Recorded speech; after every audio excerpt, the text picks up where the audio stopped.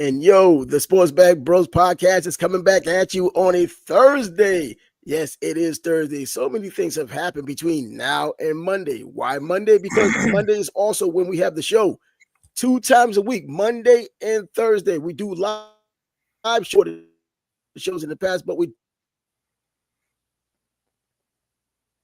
decided to change up a little bit. Anyway, yay. The NBA is on the slate. Game 6 coming up tonight. This is the definitive do or die game outside of Game 7 at home in Indiana. The Pacers have to win this game. It won't be easy. What's up? What's good? Yeah, I'm not even fired up for this game tonight because of Halliburton's health. He's dealing with the calf issue. And I know in the past, many great players have had incredible performances when they're injured or under the weather. You know, Jordan's flu game, Isaiah on his bad ankle in that incredible third quarter he had against the Lakers. But a calf is a different issue. It's not like an ankle. It's not like having the flu where your brain can control your body or overcome your body. That calf, if it's going to give out on you, it's going to give out on you, and you can't do shit about it. Yep, and for his position, I mean, basketball, you run up and down the court anyway, but for his position to know the cuts he makes and how he does with his three-point shooting, which your legs are completely involved, it's going to be affected. You know, we saw how much it was affected in the last game when it wasn't made a big issue out of, but when we saw the wrapping on the ankle or on the calf, you knew something was up, and then I think he was like 0 for 7 from the floor, 0 for 6. Either way, he was not playing the way he would normally play. And then you need that explosiveness, which all of these players need, but him also when he's trying to assert himself. And I know he hears the nonsense like we put out there, not us, but pretty much a general consensus. He has to be more aggressive. He's great as a field general, but when it comes down to it, it can't be just Siakam going after the 30. He's going after 30 before. He needs to do it again. Now do or die, you need it. And you probably can't do it because of the physical disability. You clowned him a little bit about his breakaway drop in that wasn't a dunk. That little dunk they did, the YMCA dunk. Maybe he was feeling a little bit in his calf that day. You know what? And now that I look back on it, that may be true. But if he's out there, there's no excuses. Like we can say, yeah, he's playing with a bad calf, but if you're out there trying to man up, well then man up. You got a ball. I'm not going to say the Thunder wouldn't have won if Halliburton. No, he's out there. He's got to perform. Yeah, well, at this point, he said he's going to do everything in his power to be out there on the court tonight. And you would think with this legitimately being a do or die game, this is when your legacy is made. And they know the investment they made in him with that huge contract they had given to him. And he knows what he means to this franchise. And even if this is going to be your last game being effective or the last game of us, of you being what we know you to be at this point, if you don't get any better from today, you have to do it. This is what you do. This is one of those things where all hands are on deck in Game 6 instead of waiting to Game 7 because there won't be a Game 7 without winning the 6th one. And you have to do everything to get on the court, even if it's at your worst. We saw Aaron Gordon do that. Right. And he was trying his damnedest to be effective. And he had a hamstring, which is just as every bit as bad and as painful as a calf. For sure. And I feel the Pacers, they got to be frustrated. When you get that kind of performance from McConnell, I mean, he was like, for lack of a better term, he was in the zone. He was in everything. Well, yes, he was. But I think the key was he wasn't driving, stopping, pump faking, and shooting that bullshit turnaround. I was thinking about you when he was doing his thing out there. Yeah, he was just out there, but he was getting it. He was shooting mid ranges. He was going to the paint. He was finishing at the rim, little floaters, but he wasn't stopping and shooting the turnaround. So I think, once you get a couple going down, you're like, oh, I got a rhythm. So he just kept going with it. And for the Pacers to get that kind of performance from him off the bench, and still not be able to pull out the victory, that's got to be very frustrating.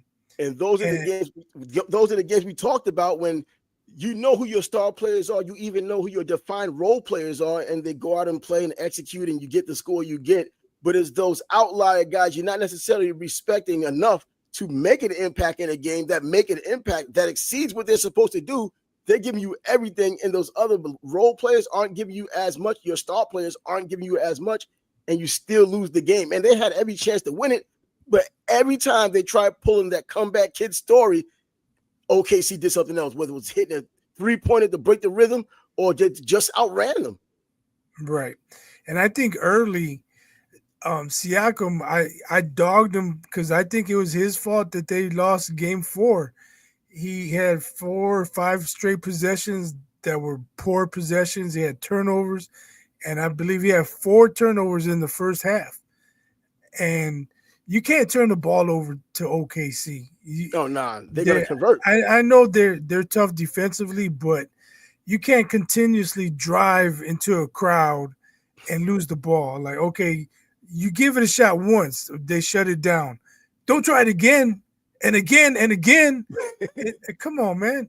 How many times do you have to go into the Bermuda Triangle, so to speak, lose the ball and see them going down court for a fast break before you decide, you know what, I probably shouldn't try that again.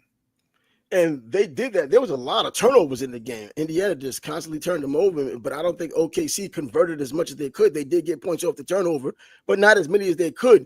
And I tell you, probably one of the reasons why Chet Holmgren was absolutely useless in this game. He was getting some defensive stops, but that guy might as well not even shown up.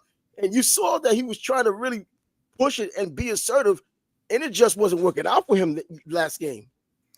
He hit his first 3. I was like, see, I told Trav he might hit his first 3 and see what happens. But we saw what happened. His jumper is just not there right now. But he's still impacting the game in other areas. Yeah, defensively, yeah, but then he's getting his shots blocked.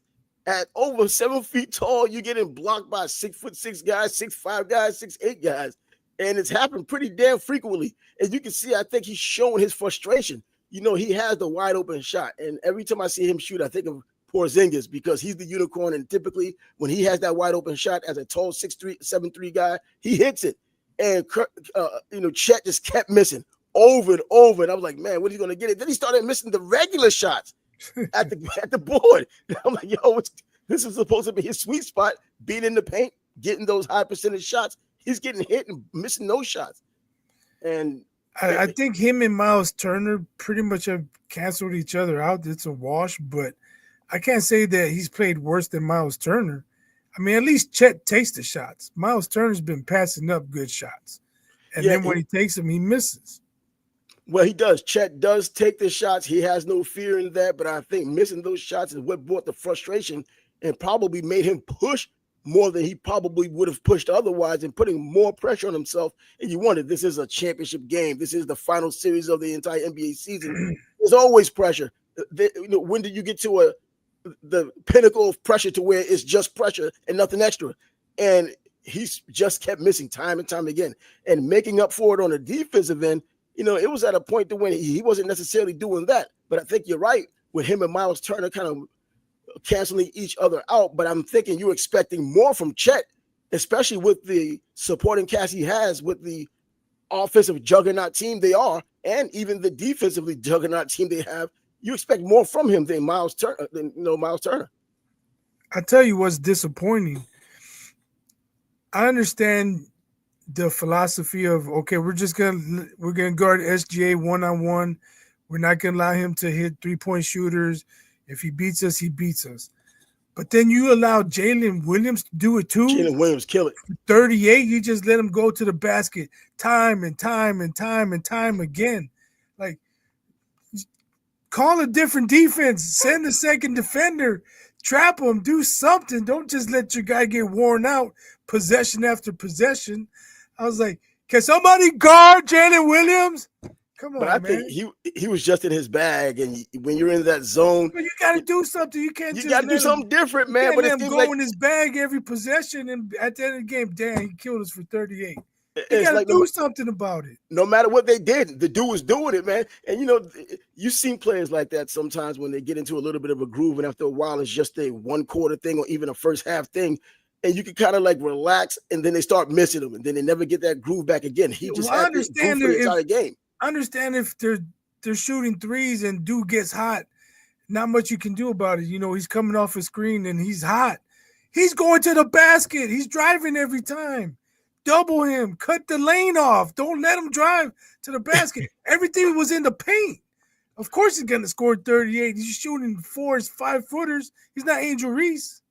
I think this is the game, though, where you finally get to see throughout the entire series that the definitive best team are the Oklahoma City Thunder. And we kind of know that on paper, but we've seen Indiana be able to come back, even though they were the less talent-wise, the lesser team. They've come back in the past. But now I think the momentum and everything is on OKC's side. And even going into tonight's game, and you're skeptical about whether or not Halliburton's going to play. And if he does play, how effective is he going to be? I don't think he can be anything less than what his best is for this game for them to win. And if he's out in any capacity and not himself, there's just no way they can win. There's just no way. Right. What I don't want to see is him play, and because I don't think they played at the Pacers' pace for most of that game the other night. It wasn't fast-paced until McConnell got in the game. Yeah. And McConnell pushed the pace. And it could be his calf issue. Maybe he can't push the pace. So if maybe he might be thinking, I got to push the pace. I got to push the pace. And going up court, trying to push the pace, he re-injures or further injures that calf, and then he's done. They might just want to go with McConnell and maybe bring Halliburton off the bench. Whoa. Then McConnell set the pace. And I know that's a bold move, but because McConnell goes down, I mean, if Halliburton goes down in the first quarter and he's done, you're done. And that's true. And that's it. And McConnell's going to have to do something just like he just did in his past game. And like I've always said that these McConnell, Mathurin, Shepard, all them dudes. Yeah, all of them, everybody. This is going to have to be like the land of misfit toys of everybody coming together in order to try to pull it off, man. You had your star players already that got you to this point. You've helped out intermittently, but now you all have to help out definitively and have to be expected to do it. Not just do it as a happenstance because this is the game you choose to do it in, or it just happens to fall on the day you just happen to have a good game. You have to put it together with the intent of, as a group of misfit players, without your leader who is Halliburton, and be able to pull it off. And luckily, the confines of home should be some help. I think it is. But if you have Halliburton coming off the bench, yeah, McConnell's going to certainly have to set the pace. I don't know if he's ever been in a position before where he had to set the pace because someone expected him to do it. Players like him and other players that are out there that are role players, they end up fitting in through the course of the game because they're not necessarily expected to do it from the beginning. So there's not really a game plan to stop them. They just fall into their flow, and you really can't stop them now once they get going until it actually stops. Now with McConnell coming into the game, if he is that starter, he's going to be expected to do a lot of what Tyrese Halliburton does or did, and do what he also is known to do. And how long does that last? Not being in that familiar territory of having to be that field general or be that catalyst for the team. McConnell, the catalyst for the Indiana Pacers in a game that matters? Who would have thunk? Well, a couple of things. One, the Fever are playing tonight, so Caitlin Clark will not be in the building. So that's going against the Pacers right there. Two, I don't know if you saw the Secretariat movie. No, I hadn't. Okay, and I don't even know if this is true, but in the movie, the opposing horse that was always coming up second to Secretariat, his trainer thought that if they pushed Secretariat, that his heart would explode and that he just couldn't keep up that fast pace the entire distance for 1.5 miles. So they pushed him, and then they found out not only could he keep up the pace, he can go even faster and leave your ass 40 lengths behind. God. But maybe that's a strategy the Pacers can use. McConnell, just go out there, push the pace. Don't try and score. Just get the ball up court, push the pace, and hopefully at the end of the game, OKC is tired. They can pull it out like they usually do. That's what I'm thinking. Now, with everything on the line, they have to do the heroics. If I'm the Thunder, I'm hunting Halliburton every possession. You got a bad calf? Let's see if you Yep. can guard me. Make him feel it. Yep. Pick and roll to him every play. Let's see, can you guard me? Can you guard me? Yeah, and going against SGA, that's going to be a hard task anyway. He's going to have you running ragged anyway, because even in his bad games, and I know people talked earlier in the season or throughout the season how he keeps going through the free throw line, and I see memes out there, insinuating that he needs the free throw line in order to get the 30-plus games he get. And now we see that he's not going to the free throw line, and he just has simple ability to take over a game, and it doesn't have to be anything spectacular.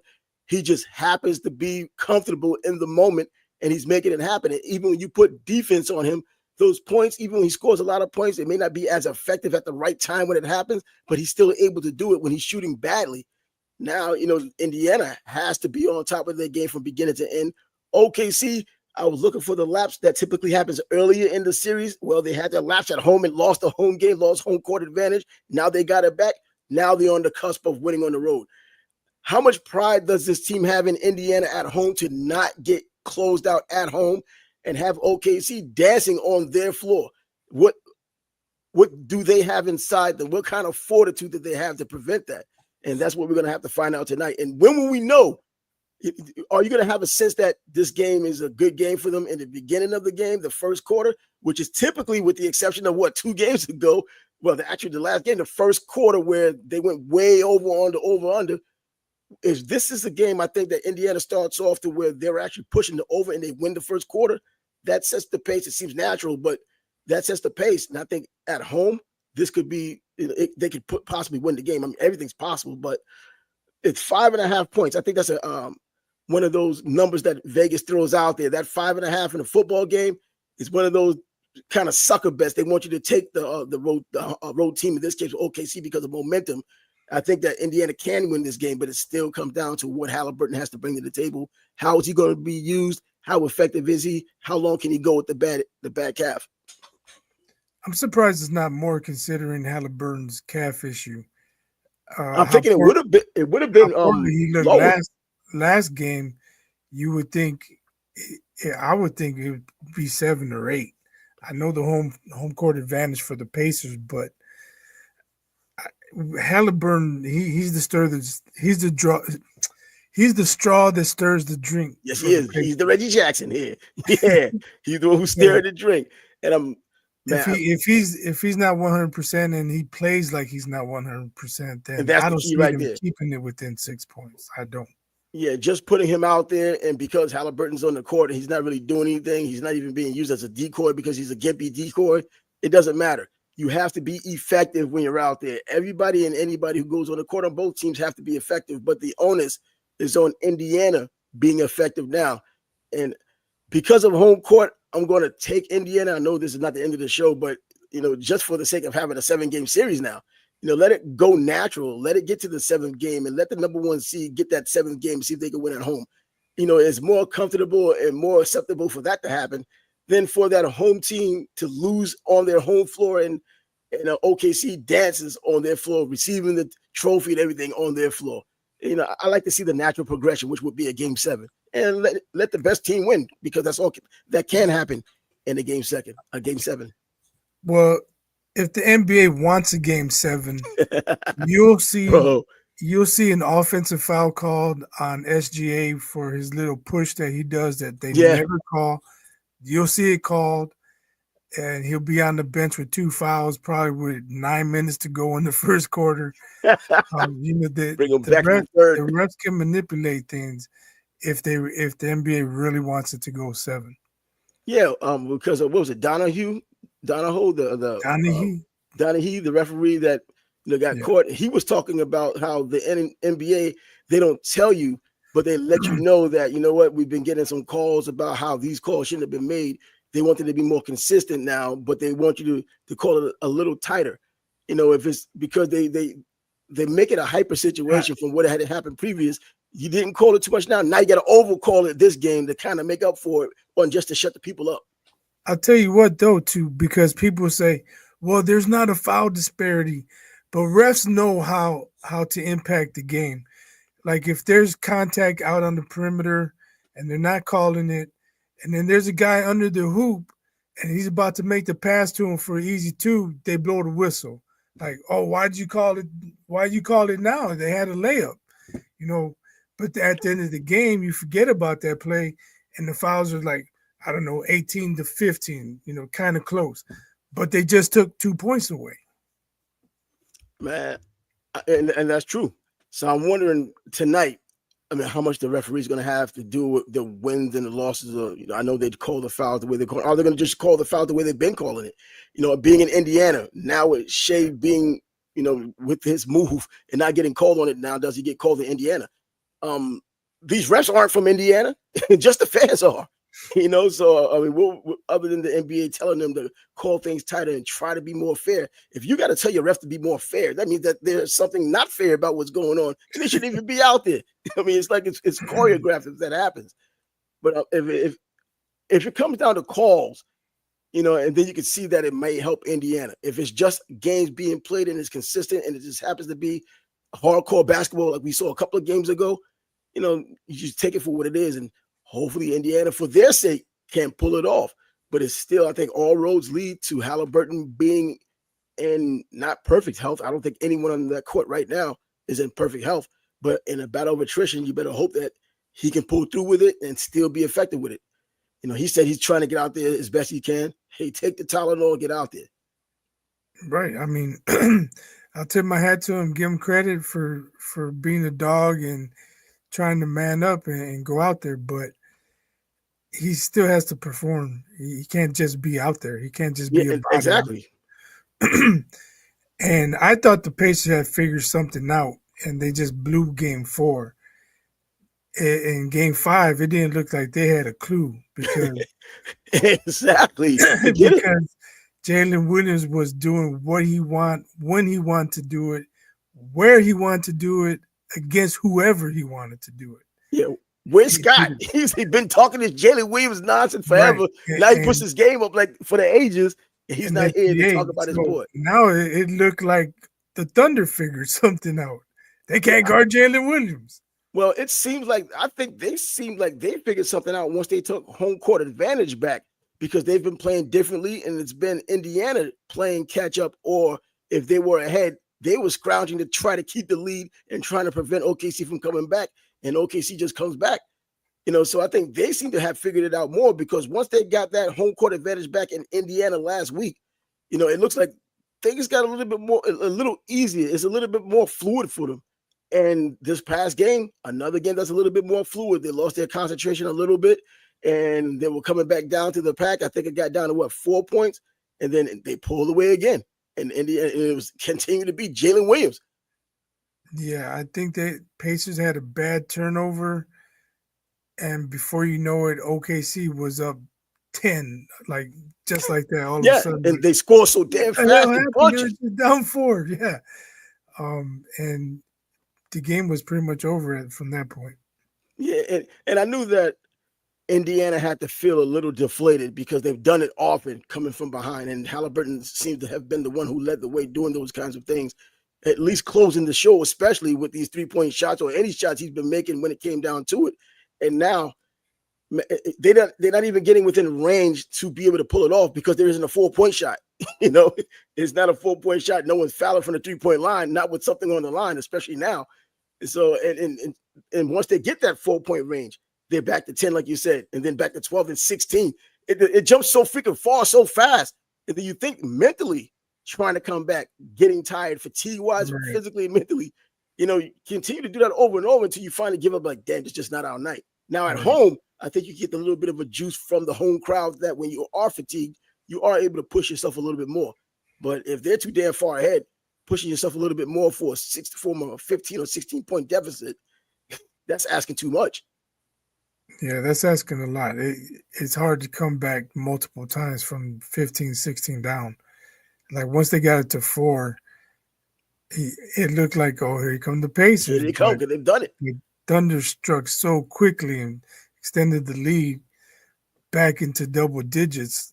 It was like, wow. Like they fought so hard to get it to 4, and all for nothing, because now it's 12 again. Yep. And it was pretty much a wrap.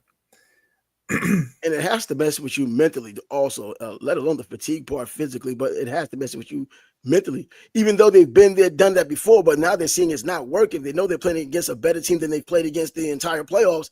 And they did get them with it, even in OKC, but now it's just going back to the well now, and the water seems to be out. They're going back, pulling up the bucket. There's nothing in it. And we're now in Indiana in a must-win game. It's almost been a must-win game for each team. We were talking about must-win just last week. If they'd come into this 3-1, that's a must-win game. If they end up beating Indiana and it's 2-2 going back, that's a must-win game again for Indiana. And now we're at a true must-win game because you're 2 must-win games away from winning a championship, possibly 2 really, because tonight could be the end of it. And what does Indiana do to prevent that from happening?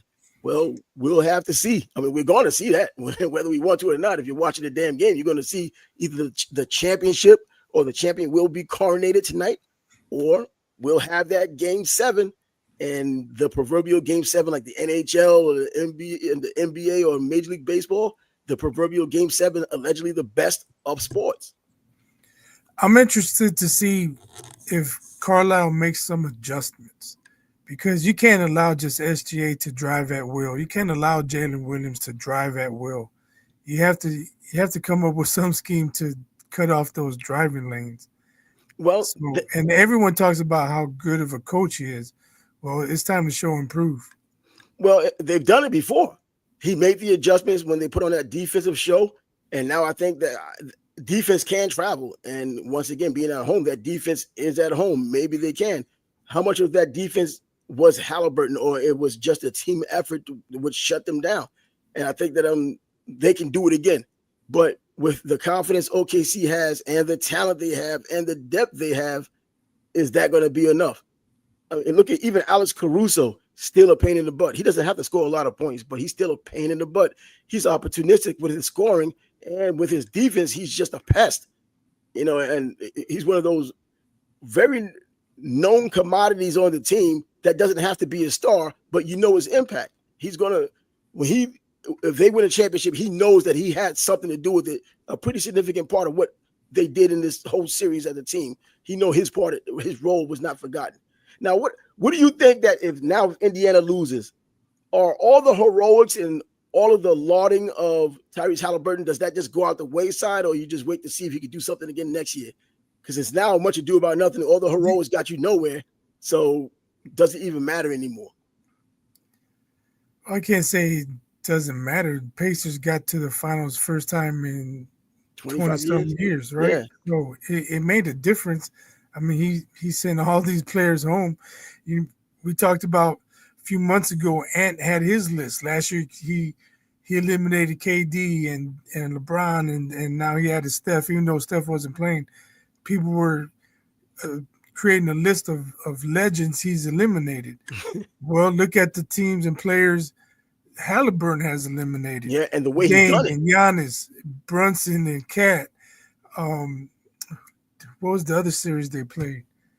I can't even think of it right now. But I mean, look at the names he sent home. They're no pushovers either. So I don't think you can just disregard what he did. He's had a great postseason, and I'll tell you, and I'll tell Scott, I'll tell the whole world, next year going into the playoffs, watch out for the Pacers. Hell, going into the regular season, watch out for the Pacers now. And I think they do have that team that has some resiliency, and they still have that core to where they can start off the season doing well, and they don't have to do anything special, just do well. The East is still pretty top heavy. The West is good from top to bottom. I just think that Indiana now that I saw it, because just a few weeks ago, I'm thinking the Knicks it's a great matchup for the Knicks, and I thought in their favor. And well, the Knicks are watching them tonight. So apparently that wasn't the truth. But Indiana, I think they have that quality team. I don't think any team has what OKC has in terms of the overall core and all of those players from top to bottom, as the overall team, and young players that you don't have to overpay just yet. So you can run this thing next year and even the year after before you start having that extreme ripple effect of players leaving because of pay and all of the other, having to adjust the salary cap in order to make sure that your future's at least secured as best it can. But OKC also has a bunch of first rounders too. But unlike the NFL, the first rounders in the NBA aren't like the first rounders in the NFL. So don't get too excited. And going by the diluted talent pool that's coming into the NBA, even including this year, just with Cooper Flagg leading the way as the number one overall pick, presumably the number one overall pick, there isn't a whole lot of damn talent that's going to really help your team right away anyway, no matter where you're picking, even in the lottery. Yeah, it seems more talent's coming from international now than from the U.S. college. But I remember the other team, they eliminated the Cavs. Donovan Mitchell. Cavs, right? Yeah. Even though the Cavs did have their injuries, a lot of them, but hey, that's basketball. You battle of attrition. You got to be able to hang in there. And they got rid of them. And they got rid of other teams. So it wasn't like it was a fluke against the Cavs, then a fluke against the Knicks, and now a fluke, they kept moving on, knocking team out after team. But yeah, Indiana has their work cut out for them today. And now, as you mentioned, Caitlin Clark coming back with Indiana, the Fever, they're on the road today. And they're, no matter who they're playing, she's going to still be the draw. You can look at the numbers from when she was out to when she's now back. It dropped I believe 55% when she was gone. Now she's back. What's this deal with this, I guess they call it like a Barbie brawl that happened the other day? Players getting choked and on a $400 fine? $400 fine? I don't care what happened and what didn't happen. A $400 fine where somebody got a pack of cigarettes? So I thought, I don't even know the girl's name. The one that poked her in the eye or smacked her in the face? No. Sheldon. She hits Caitlin in the face, maybe the eye, and Caitlin's kind of walking away, rubbing her face.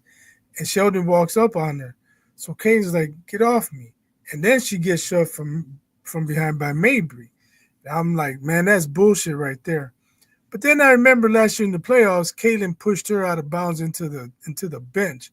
So I'm like, well, maybe she had it coming. A little get back. But still watching, you can see it seems players have an agenda when they play against Caitlin Clark. Oh, that's been obvious since last season. They still have an agenda. Like, I'm going to fuck with her. A violent agenda. So they come after her. If something happens to her and she goes down and then nobody watches the WNBA anymore, they're only going to have themselves to blame. Yeah, and it seems like they don't care. They let their emotions get the best of them, and we've seen it last year. We're seeing it more this year. We've already seen just from an injury, how the ratings had gone and how the interest just pretty much dried up in that little bit of time she was out. And now that she's back, it's back kind of going back where it used to be. There are people out there even trying to create a narrative that Paige Beckers is already better than her. Of course, yeah.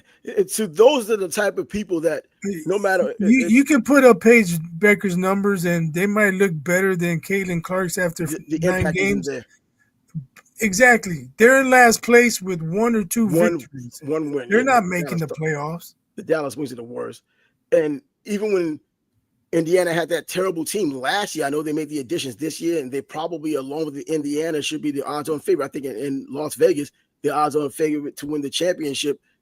Caitlin was completely the difference between wins and losses last year, and the reason why they were even in contention to be in the playoffs, and they were. And you saw the difference with Chicago because the year before they were better than the Indiana Fever, and they had Angel Reese, and they pretty much didn't do anything either. So now you have Paige Beckers. They had 2 top 10 picks. And they didn't do anything.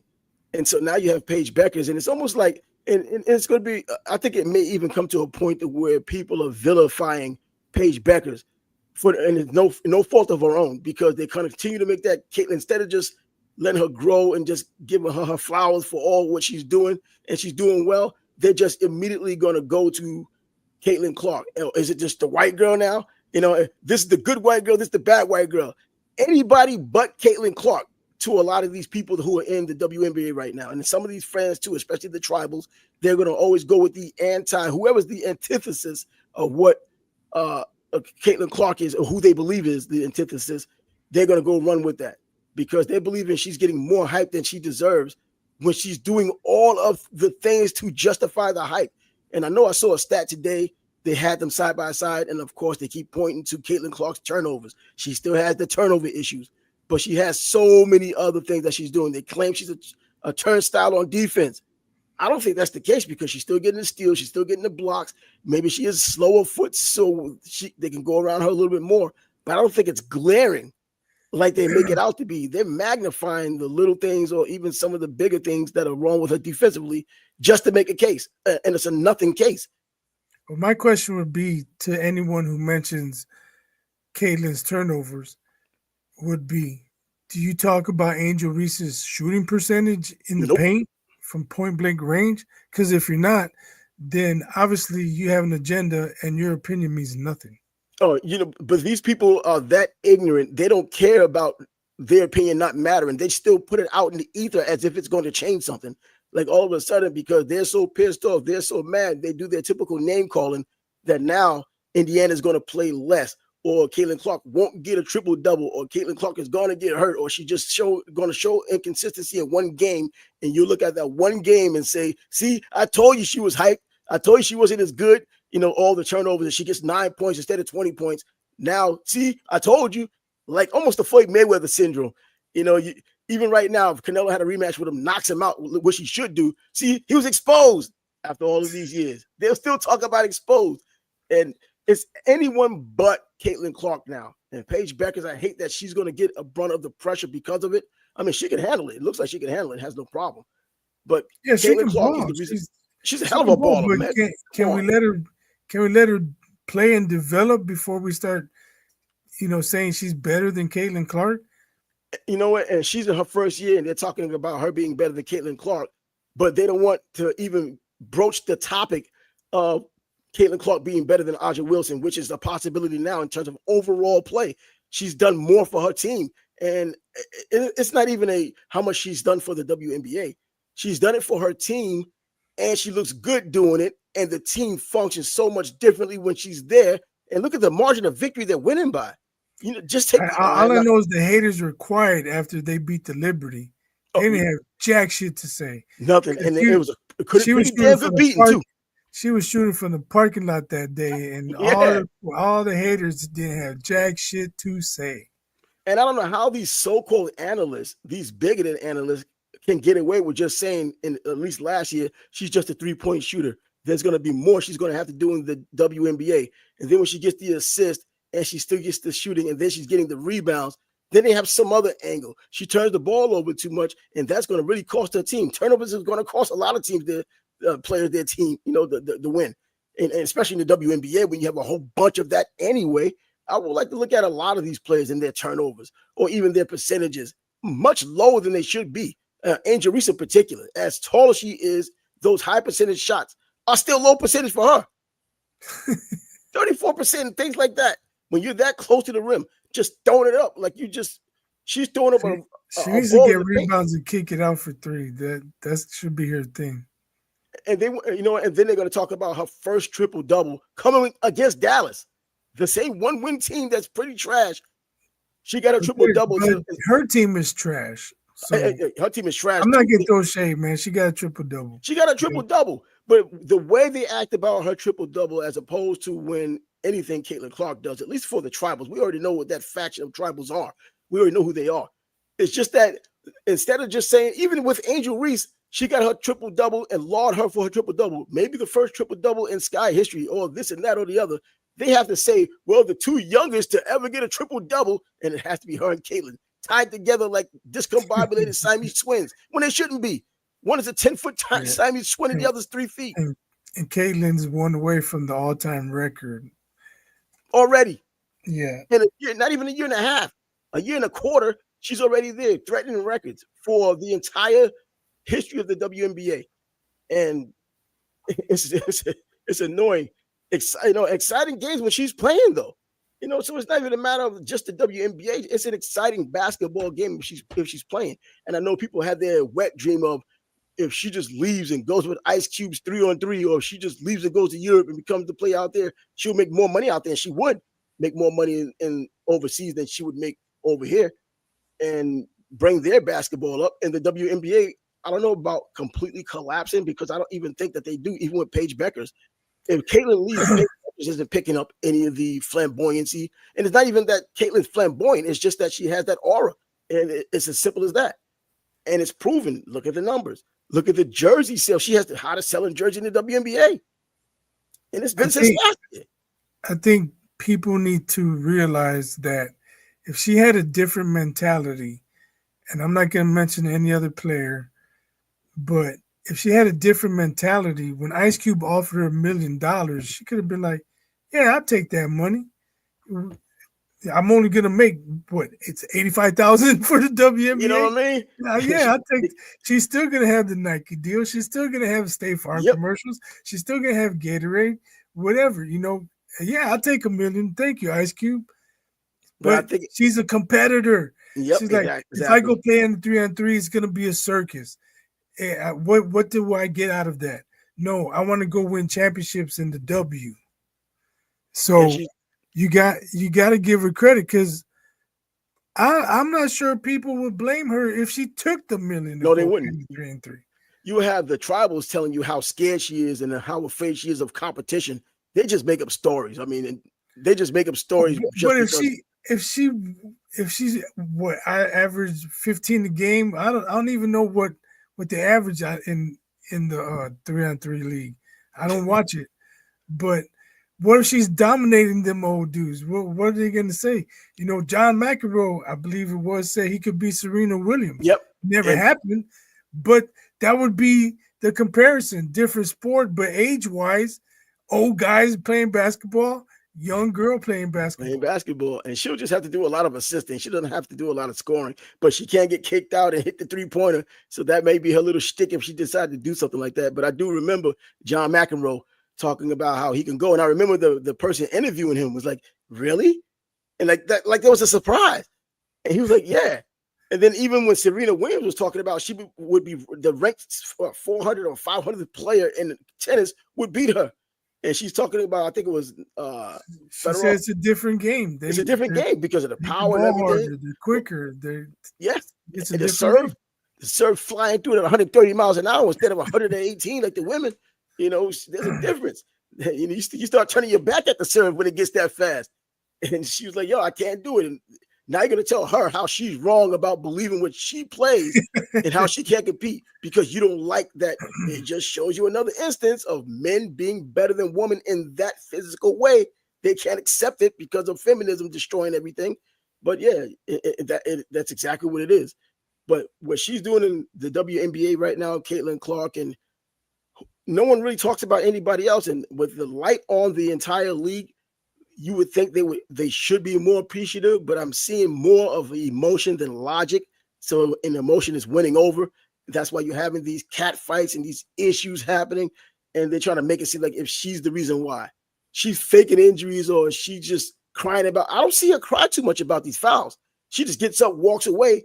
Her teammates get upset about it. I think that's because she's out there talking and she's taking a couple of shots of her own. You know what? And if that's so, to fight back compared to what happened last season. That's the thing. Like, if I give it, I'm not going to cry when I get it, or at least I shouldn't. Like, all right, hey, good foul. Yeah, because just watch your back because I'm coming for you. Yeah, I haven't heard her cry too much about that last year or this year. She just gets up and shoots the free throws. She's whined before, but I don't see her. She'll whine to the referees when they call fouls on her.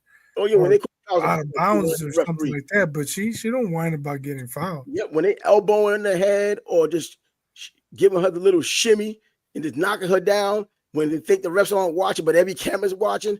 All of those things, and deliberately, in my opinion, trying to injure her. And I don't even think it's an opinion. It's coming across as a fact these days. She's not bitching and complaining about it. But yet, if you go to social media or anything else that gives you any commentary on it, it's like they're watching a completely different game. She complains every game. She does this and that. This is basketball. Bro, this isn't boxing. This isn't MMA. This isn't freaking football. It's basketball. Yes, it has an element of being physical, but even on the women's level, even though they're physical, I don't think people are endangered night after night. Yeah, you can get hurt. You can hurt your knee and all that. But come on, it's not the same level of danger. It's freaking basketball and women's basketball at that. So now, the NFL, I mean, we're getting a little closer to it. Shedeur Sanders gets pulled over. Yeah, right?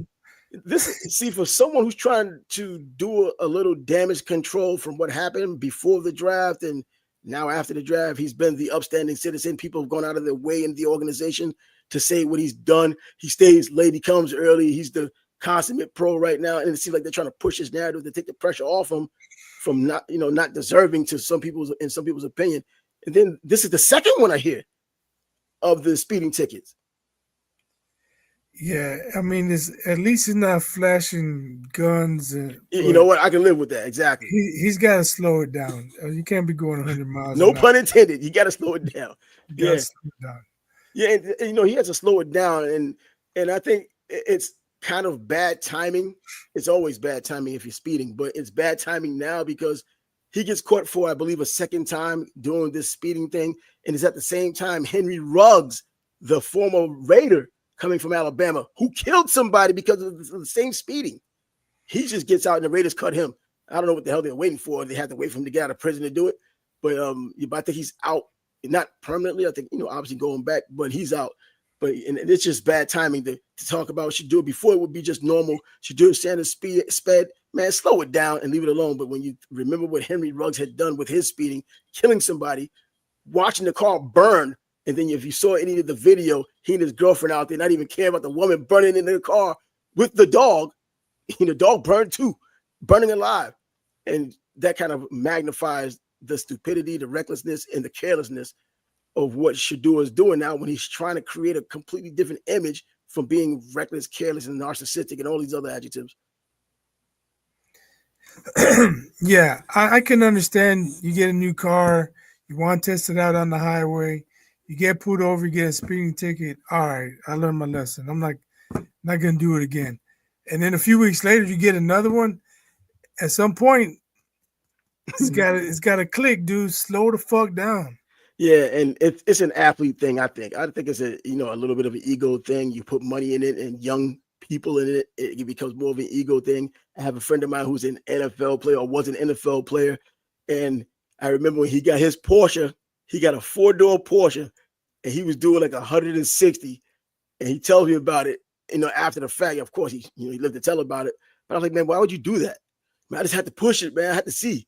And I'm like, God, man, you could. I don't think that's just athletes. I don't think that's just. It's probably not just athletes, but you would think sometimes only because they're the ones who can afford it. So I guess we see more instances of them doing it. The athletes that get the money to be able to do it. So we hear about them a lot more than just regular Joe Schmo or even an actor or actress doing it. And then these competitors on whatever level, a boxer who's a competitor who kind of needs that. Almost like a drug, and you see these guys when they're done with their career, like Oscar De La Hoya going on drugs, or Pernell Whitaker going on drugs. Other fighters in the past, same thing. They need that high and the euphoria from it. And you would think with the NFL, when these players retire, they need that something that to get that exhilarating feeling of being out Walter there. Payton started racing cars. The adrenaline. Walter Payton started racing cars. You want to drive fast? Be a race car driver. I think we kind of messed up on him. I don't know. It went out for a little while. You were messing up on me. I said Walter Payton used to race cars. Oh. You want to drive fast? Be a race car driver. Oh, yeah. He did race cars. Yeah, he did.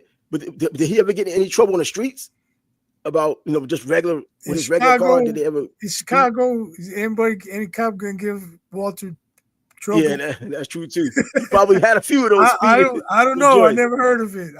I can say no, but I don't know for sure. You know what I mean? For real. As long as you didn't kill anybody. Hey, Walter, how you doing tonight, buddy? Can you please slow down? Have a good night.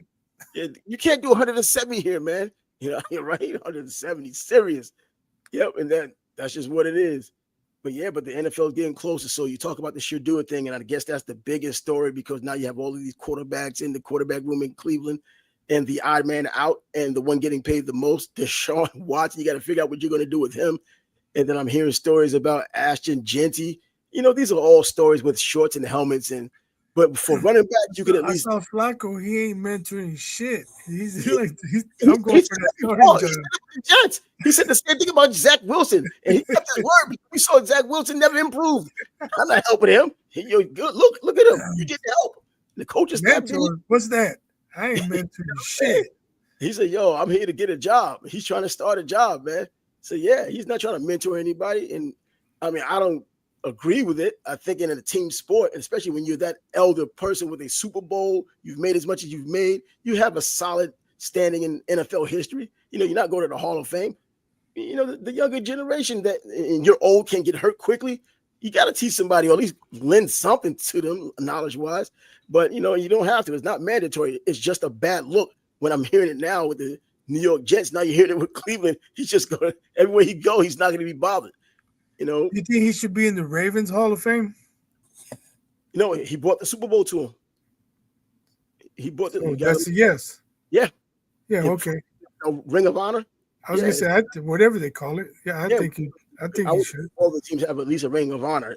So I just call it a Ring of Honor. They may just have a Ravens Hall of Fame or whatever team's Hall of Fame, but the Ring of Honor seems to be the consensus on most of these teams. And now just looking at. Overall, I know we'll get deeper into it later on, but just hearing some stories about some of these players that are doing whatever they're doing in minicamp, and luckily we have one of the most high-profile players here in Jacksonville, so you get to keep an eye on him pretty often, and every little thing he does gets scrutiny. They show little videos of him making plays in these minicamps or OTAs, and it's nice to see. And he has this nice, calming disposition about him. He kind of exudes a little silliness, which you like to see. But if his play keeps up with the way that that he acts, because it was like, man, he acts like a child. They like that. It's a children's game. You get paid a king's ransom for. That people seem to just like his personality, but also know how they can turn on you. Luckily, here in Jacksonville, surprisingly, they don't turn on their players a lot at all. It takes a while before they finally turn on you when you're just not doing the right thing.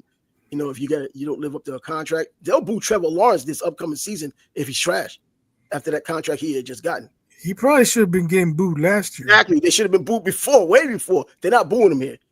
Jacksonville, to their credit, they rarely boo their own players, but when they finally get a feel of it and they're tired of it, they'll let you know something. And it won't be the whole stadium, though. It'll be don't let him come to Chicago. Oh. He get booed in a preseason game if he overthrows somebody. They booing undrafted rookies who won't even be in the roster. Right. He missed by 3 yards. I knew we shouldn't have drafted him. Exactly. Bro, Jets fans are the worst. And Giants fans are actually not that bad, but yeah, Jets fans are the worst. They'll see shorts and helmets, and they'll give you a whole narrative of how this guy shouldn't have never been drafted because he can't hit anybody. You go down to Tennessee, you're hearing stories about Cam Ward and how he's kind of talking himself into a bit of a hole about what he's going to do, what he's not going to do. I'm going to throw the hell out of that ball. I'm going to do this and do that. Whew, let's hope you do it for your own sake. And I hope he does it as a former Cane.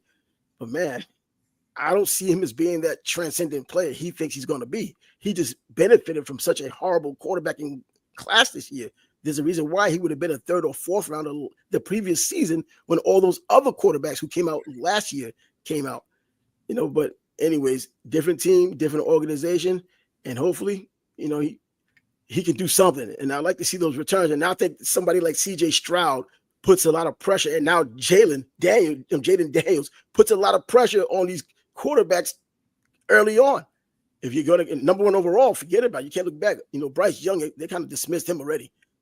They just look at him as a bad team. So he just ended up being on that bad team. The other players, they're expecting. At least he got better after he got benched. Yeah, he did.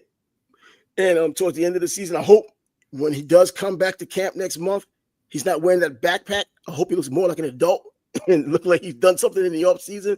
Because that little kid act he was pulling last season coming to training camp, looking like he was just coming from crayon class. And his body looked like it handled the NFL. And I look at these players. Years ago when I saw Eli Manning at SEC Media Day when he was at Ole Miss, and I looked in his face and I was like, this guy's going to the NFL? He looked like a baby. Like this guy's going to the NFL. They're going to kill him. Well, hell, he's a French Hall of Famer. I tell you who didn't look young. Ed Reed looked like he was 35 years old. He was a sophomore at Miami. Yeah, his whole career, man. He was 24. Looked like a dude at the Y, still trying to keep hope alive. Oh, man. And then his bus, he got the best Hall of Fame bus, man. It was just like him. Right. Mama had a 6-pack in the locker room as a freshman in Miami. Dude was making Coors Light commercials. I don't know. I mean, I've seen him down there because I went down to the Canes camp back in 2000, to interview Coach Coker and their president at the time, Donna Shalala. And I saw the entire team just watching practice. And he was like, man, those guys are talented. And you're seeing talented guys just sit on the bench and not even in the game. Not even not the game, but in practice yet. They were just getting called to come to practice. And you see Ed Reed out there. And, even back then, I thought he was good, but I didn't think he was great. The dude turned out to be great. Absolutely great, and deserved the Hall of Fame. Yeah. And arguably the best safety Miami's ever had, even though, for sympathy and what could have, should have been, a lot of people want to say Sean Taylor. That's true, but I think it's debatable. What about the greatest safety that Miami's ever had? They're both in the conversation. Oh yeah, see, because Sean Taylor didn't play his entire career, and then the injuries, he was hitting guys so hard. He was like Bob Sanders when he was hurting himself, hitting everybody. He could hardly stay healthy. And Sean Taylor was a lot of the same, just banging on guys and just being that run support player, and had the athleticism to do the interceptions and play a man to man as a safety, the ball hawking skills. I mean, going back to Gulliver Prep when he was a high school kid. The best player in the field, regardless of who the hell they played. And that's that South Florida area where everybody's just pretty damn great. But anyway, shoot, that football, we'll get ahead to that because once again, next month. Should we talk about LeBron? What about LeBron? You didn't hear his comments about ring culture? No. Oh, man. He said he sounded like a straight bitch. Oh, God. What did he do now? Oh, I don't understand why rings are so important. Well, because he doesn't have them. That's why he's saying it. I'm paraphrasing. Obviously, it's not direct quote, but he's questioning why rings have become so important. He's like, it shouldn't tarnish anybody's legacy. Like I think he mentioned Allen Iverson and the average Charles Barkley. I'm like, you play to win the game. Yeah, man. Herm Edwards. Come on now. You play to win the game. If you're not trying to win chips, then why are you playing, bro? Come on, man. So, that's the dumbest things I've ever seen him. Heard him say. And then I saw a report that he's considering acting after his basketball career. Well, he's been acting. He's been acting for 20 years in the NBA, acting like he got fouled, acting like his head hurts, rubbing it 75 times. Hey, he's got a little prerequisite. Yeah, and matter of fact, he should get some Academy Awards. They should just fast track him some Academy Awards for all the acting he's been doing on the basketball court all these years. And he's been in a cartoon before, so yeah, he's done a little Hollywood work, so whatever. But who's gonna have him in a movie? What kind of movie would he be in? He's not gonna be like The Rock. He's not gonna take chances. He's not gonna be an action hero, even if he has a double. I don't know. He's not gonna play a dramatic role either. Maybe love scenes. I don't know, man.